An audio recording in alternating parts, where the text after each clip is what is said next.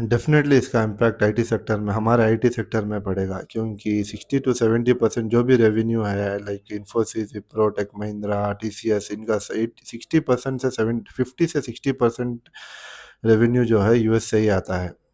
भाई साहब ट्रम्प ने तो तगड़ा गेम खेला है लाइक इससे पहले टैरिफ गेम खेल के अच्छे पैसे कमा लिए लाइक लगभग 80 बिलियन के करीब इन्होंने कमाया है टैरिफ के चक्कर में।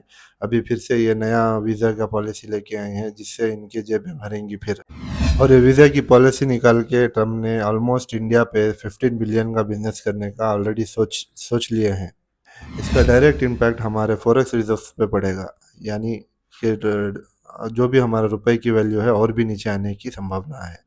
अगर कोई भी इम्पैक्ट फॉरेक्स पे पड़ता है तो जो हमारा डॉलर और रुपीस का इंडेक्स है रुपीस से नीचे आने स्टार्ट हो जाता है। देखो ये तो हो गई शॉर्ट टर्म की बात, बट लॉन्ग टर्म में इंडिया को ही फायदा होगा इससे, क्योंकि जो भी स्किल्ड इंजीनियर्स हैं, अच्छे अच्छे स्किल्ड प्रोफेशनल्स हैं, वो इंडिया में ही काम करेंगे।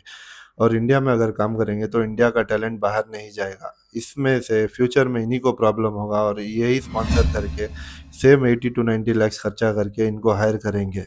और भी एक एडवांटेज ये है कि फ्यूचर में यूएस को शायद इंडिया में ही अपने आर&डी सेंटर्स ओपन करने की ज़रूरत पड़ जाए, क्योंकि डायरेक्ट इधर ही आर&डी करने से उनका कॉस्ट भी कम होगा। क्योंकि जो भी एच वन बी वीज़ा है वो उनको भी स्पॉन्सर करना पड़ता है एम्प्लॉयज़ के लिए। इसका खर्चा भी कंपनी को ही उठाना पड़ेगा। इससे ये अगर ये लोग अपने आर&डी सेंटर्स इंडिया में खोलेंगे तो डायरेक्टली इंडिया का जो एफडीआई है, फॉरेक्स रिजर्व जो भी होता है हमारा, उस पे इम्पैक्ट पड़ेगा और उसमें इंडिया की ही ग्रोथ होगी। और एफडीआई भी इम्प्रूव होगा, यानी कि फॉरेन का जो भी लाइक फिक्स्ड इन्वेस्टमेंट है, फॉरेन का इन्वेस्टमेंट है वो इंडिया में आएगा और इंडिया के मार्केट में ही लगेगा। तो फ्यूचर तो ब्राइट है भाई, लाइक जो भी अगर ये हो रहा है अच्छे के लिए हो रहा है।